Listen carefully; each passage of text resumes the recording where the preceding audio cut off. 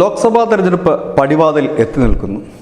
ഏതായാലും ഏകദേശ ധാരണയായിരിക്കുന്നു ആരൊക്കെ തമ്മിൽ ഏറ്റുമുട്ടും എന്നുള്ളത്. പ്രധാനപ്പെട്ട രണ്ട് മുന്നണികളാണ് രാജ്യത്തെ തെരഞ്ഞെടുപ്പിനെ അഭിമുഖീകരിക്കുന്നത്. ഒന്ന് BJP നേതൃത്വം നൽകുന്ന NDAയും കോൺഗ്രസ് നേതൃത്വം നൽകുന്ന INDA എന്ന് പറയുന്ന മുന്നണിയും തമ്മിലാണ്.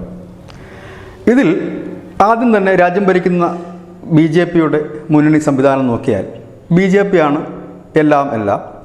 ഒറ്റയ്ക്ക് നിന്നാൽ ജയിക്കുന്നതും വോട്ട് നേടാൻ കഴിവുള്ള ശക്തരിൽ ശക്തനായ പാർട്ടി NDA മുന്നണിയിൽ BJP ആണ്.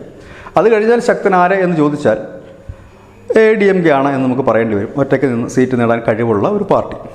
പക്ഷേ ഇപ്പോഴും അവർ ദുർബലമാണ് എങ്കിൽ പോലും തമിഴ്നാട്ടിലെ പ്രതിപക്ഷമാണ്, ശക്തരാണ്. അത് കഴിഞ്ഞാൽ അവരുടെ മുന്നണിയിൽ ശക്തർ എന്ന് പറയാനായിട്ട് ആരുമില്ല. പഞ്ചാബിലേക്ക് വന്ന ശിരോമണി അകാലിദൾ എന്ന് പറയാമെങ്കിലും പഴയ ശക്തിയൊന്നും ശിരോമണി അകാലിദളിനില്ല. ഒടുവിൽ വന്ന സർവേയിൽ പോലും അവർ ക്ലച്ച് പിടിക്കുന്ന ലക്ഷണമൊന്നും കാണിക്കുന്നുമില്ല. മറ്റുള്ളതൊന്നും അവർക്ക് അവരുടെ മുന്നണിയിൽ ഒറ്റയ്ക്ക് നിന്നാൽ 10 സീറ്റ് പിടിക്കുന്ന പാർട്ടികളില്ല. എന്നാൽ 10 വോട്ട് പിടിക്കുന്ന പാർട്ടികൾ അനവധി ഉണ്ട് താനും. അങ്ങനെയുള്ള ചെറു പാർട്ടികൾ UPയിലും മറ്റുമൊക്കെ അപ്പനാദളുണ്ട്. ഇപ്പോൾ RLD വന്നിരിക്കുന്നു. അങ്ങനെയുള്ള പാർട്ടികൾ അനവധിയുണ്ട്. വലിയ ശക്തരില്ല. പക്ഷെ നേരെ മറിച്ച് INDA മുന്നണിയിലേക്ക് എത്തി നോക്കുമ്പോൾ അവിടെ കോൺഗ്രസ് കഴിഞ്ഞാൽ ഒറ്റയ്ക്ക് സീറ്റ് നേടാൻ കഴിവുള്ള അനവധി പാർട്ടികളുണ്ട്. ഒന്ന് തൃണമൂൽ കോൺഗ്രസ് ഉണ്ട്, നിതീഷ് കുമാറിൻ്റെ JDU ഉണ്ട്, അഖിലേഷ് യാദവിൻ്റെ സമാജ്വാദി പാർട്ടിയുണ്ട്, CPM ഉണ്ട്. അപ്പോൾ അങ്ങനെ അനവധി പാർട്ടികൾ അവർക്കുണ്ട്. പക്ഷേ BJPയുടെ നേതൃത്വത്തിലുള്ള NDA മുന്നണി എന്ന് പറയുമ്പോൾ ഏതാണ്ട് പണ്ട് പുരാതന കാലം മുതലേ അവരോടൊപ്പമുള്ള സഖ്യകക്ഷികളൊക്കെ തന്നെയാണ്. അത് ആ ഒരു ലൈനപ്പ് അവർ തുടർന്ന് പോകുന്നുണ്ട്. പുതിയതായി UPയിലടക്കം ചില പുതിയ പാർട്ടികൾ വരുന്നുണ്ട്. ആ പാർട്ടികൾക്കൊക്കെ സീറ്റ് BJP കൊടുക്കുമോ ഇല്ലയോ എന്നുള്ളത് കണ്ടറിയണം. ഏതായാലും അവരുടെ ഒരു ഭാഗം ക്ലിയറായി പോകുന്നു. വലിയ ഘടകകക്ഷികളൊന്നും BJPക്കില്ല. മുന്നണി സംവിധാനം വിപുലീകരിക്കുമെന്നൊക്കെ പലപ്പോഴും BJPയുടെ നേതാക്കൾ പറയുന്നുണ്ടെങ്കിലും ആ മുന്നണി സംവിധാനമൊന്നും വലിയ രീതിയിൽ വിപുലീകരിക്കപ്പെട്ടിട്ടില്ല, ഇല്ലെങ്കിൽ വിപുലീകരിച്ചിട്ടില്ല എന്ന് തന്നെ പറയേണ്ടി വരും. വടക്കിഴക്കൻ സംസ്ഥാനങ്ങളിലൊക്കെ അവർ ആസാമാണ് ഏറ്റവും കൂടുതൽ ശ്രദ്ധ പതിപ്പിക്കുന്ന സംസ്ഥാനം. അവിടെയാണ് ഏറ്റവും കൂടുതൽ സീറ്റ് ഉള്ളതും അവിടെയാണ് അവർക്ക് ഏറ്റവും കൂടുതൽ സീറ്റ് ലഭിക്കുന്നത്. ബാക്കിയുള്ളതൊക്കെ അവർ മറ്റ് പാർട്ടികളുമായി ഒരു ചെറിയ അണ്ടർസ്റ്റാൻഡിങ് പോകുന്നു. അവരൊന്നും NDAയുടെ മുന്നണിയുടെ ഭാഗമാണോ എന്ന് ചോദിച്ചാൽ അങ്ങനെയും അല്ലെന്നും പറയേണ്ടി വരും. ഏതായാലും ഈ INDA മുന്നണിയിലേക്ക് എത്തുമ്പോഴാണ് രസകരമായ കാര്യം. ഇതിനകത്ത് ചില പാർട്ടികൾ അകത്താണോ പുറത്താണോ എന്ന് അറിയാൻ പാടില്ലാത്ത ചില സാഹചര്യങ്ങളും നിലനിൽക്കുന്നുണ്ട്. അങ്ങനെ പെട്ടെന്ന് നോക്കുമ്പോൾ NDA മുന്നണിയേക്കാളും NDA മുന്നണിയേക്കാളും ശക്തം INDA മുന്നണി തന്നെയാണ്. കാരണം NDA മുന്നണിയെ സംബന്ധിച്ച് പറഞ്ഞാൽ ഒറ്റയ്ക്ക് നിന്നാൽ 10 സീറ്റ് കിട്ടുന്ന പാർട്ടി BJP മാത്രമാണ്. പിന്നെ ADMK എന്ന് നമുക്ക് പറയാൻ കഴിയും. അതല്ലാതെ അതിനപ്പുറത്തേക്കൊരു പാർട്ടിയില്ല. നേരെ മറിച്ച് INDA മുന്നണിയിലേക്ക് വന്ന കോൺഗ്രസ് ഉണ്ട്, സമാജ്വാദി പാർട്ടിയുണ്ട്, തൃണമൂൽ കോൺഗ്രസ് ഉണ്ട്, DMK ഉണ്ട്, JDU ഉണ്ട്. അങ്ങനെ 5 പ്രബല പാർട്ടികൾ. ഇതുകൂടാതെ NCP 6. അങ്ങനെ ശക്തരിൽ ശക്തന്മാരാണ് നിൽക്കുന്നത്. പക്ഷേ ഈ ശക്തന്മാരെല്ലാം ഒന്നിച്ചാണോ എന്നുള്ള കാര്യത്തിൽ അവർക്ക് പോലും കൺഫ്യൂഷനുണ്ട്. ഇതിൽ ഒറ്റയാന്മാരായ ചിലരുണ്ട്, 2 മുന്നണിയിലും അല്ലാത്തവർ. അതിലൊന്ന് YSR കോൺഗ്രസ്സാണ്. ഒറ്റയ്ക്ക് നിന്ന് 10 സീറ്റ് നേടാൻ കപ്പാസിറ്റി ഉള്ള പാർട്ടിയാണ്, ജഗൻമോഹൻ റെഡ്ഡിയുടെ പാർട്ടി. മറ്റൊന്ന് ബിജു ജനതാദളിൻ്റെ പാർട്ടിയാണ്, BJD ആണ്. ഈ 2 പാർട്ടികൾക്കൊപ്പം ഇപ്പോൾ BSP കൂടി രംഗത്തെത്തിയിരിക്കും. നമുക്കറിയാം 10 ലോക്സഭാ അംഗങ്ങളുള്ള പാർട്ടിയാണ് BSP ഇപ്പോൾ ഒരു മുന്നണിയിലുമല്ല, അവർ ഒറ്റയ്ക്ക് മത്സരിക്കുമെന്നാണ് അറിയിച്ചിരിക്കുന്നത്. അപ്പോൾ BSPയും അങ്ങനെ തന്നെ നിൽക്കുന്നു. ഇവരൊക്കെ അല്പം കരുത്തുള്ള പാർട്ടികൾ തന്നെയാണ്.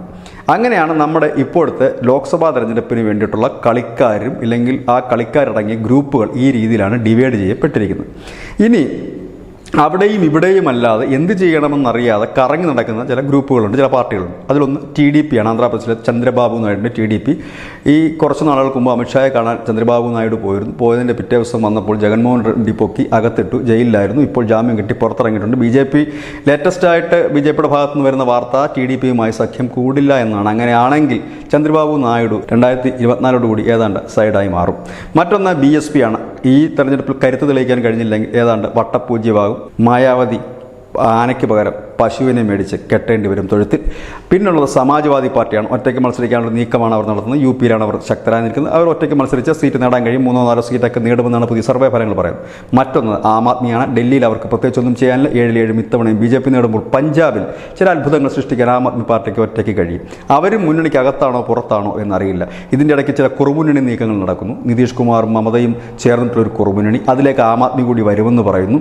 ഏതായാലും വളരെ കൗതുകകരമായി തന്നെയുള്ള ഒരു മുന്നണിയായി INDA മാറുന്നു.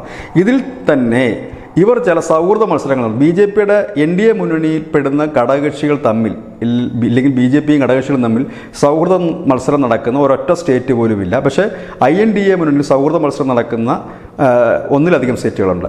ഉദാഹരണം പറഞ്ഞ തെലുങ്കാനയിലേക്ക് എത്തിയാൽ അവിടെ കോൺഗ്രസ്സാണ് പ്രധാന കക്ഷി.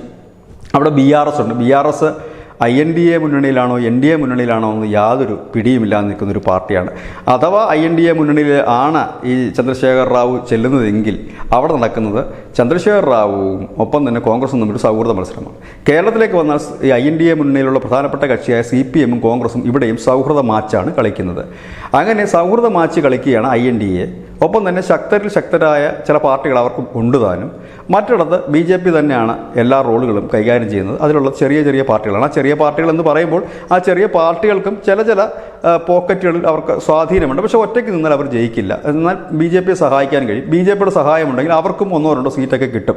അതായത് വാഴ നനയ്ക്കുമ്പോൾ അതിന് താഴെയുള്ള ചീര കൂടി നനയുമെന്ന് ഉള്ള ഒരു ഫോർമുലയിലാണ് അതിനകത്തുള്ള പാർട്ടികൾ നിൽക്കുന്നത്. പക്ഷേ ഇപ്പുറത്ത് അങ്ങനല്ല, എല്ലാം വാഴകളാണ്. അതുകൊണ്ട് തന്നെ താഴെ ചീരയില്ല. ചീരയാകാൻ ആർക്കും ആഗ്രഹവുമില്ല. അതുകൊണ്ട് തന്നെ കരുത്തരാരെയെന്ന് ചോദിച്ചാൽ INDA മുന്നണിയിലുള്ള പാർട്ടികൾ തന്നെയാണ് കരുത്തന്മാർ. പക്ഷേ ഈ കരുത്ത് വെച്ചിട്ട് മുൻപോട്ട് പോകാൻ കഴിയും. നമ്മൾ കണ്ടിട്ടില്ലേ, വലിയ മസിലും ഒക്കെ ഉള്ള ചില ആൾക്കാരുണ്ടാകും. പക്ഷേ അവർക്ക് പ്രത്യേകിച്ചൊന്നും ചെയ്യാൻ കഴിയില്ല. ഒരു കൊച്ചുകുട്ടിക്ക് ചെയ്യാൻ കഴിയുന്നത് പോലും അവർക്ക് ചെയ്യാൻ കഴിയാറില്ല. അത്തരമൊരു സാഹചര്യത്തിലാണ് INDA മുന്നണി നിൽക്കുന്നത്. ഏതായാലും ഇതാണ് ഇപ്പോൾ നമ്മുടെ ലോക്സഭാ തെരഞ്ഞെടുപ്പിനുള്ള മുന്നണികളും അവരുടെ ശക്തി ഇല്ലായ്മയും ഈ ചെറു പാർട്ടികൾ കൊണ്ട് പ്രധാനപ്പെട്ട പാർട്ടികളായ BJPക്കും കോൺഗ്രസിനും എന്ത് നേട്ടമെന്നുള്ളതും നമുക്കിതിൽ നിന്ന് മനസ്സിലാക്കാൻ കഴിയും. ഇത് ന്യൂസിൻ്റെ നമ്മൾ പോയിന്റ്. നന്ദി, നമസ്കാരം.